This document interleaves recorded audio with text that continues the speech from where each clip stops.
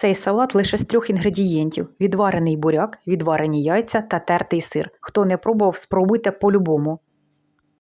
Тим паче наближаються свята, а щось новеньке хочеться завжди приготувати. Першим шаром відварений тертий буряк.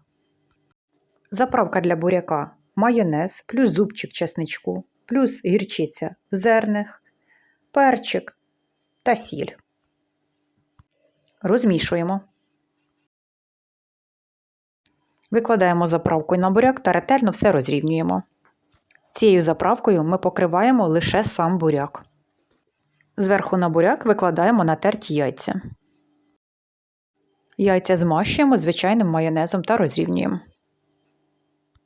Останнім шаром викладаємо натертий сир і вже цей салат ми нічим не змащуємо. Даємо йому настоятися у холодильнику приблизно годинку. Спробуйте приготувати цей салат і ви не пожалкуєте.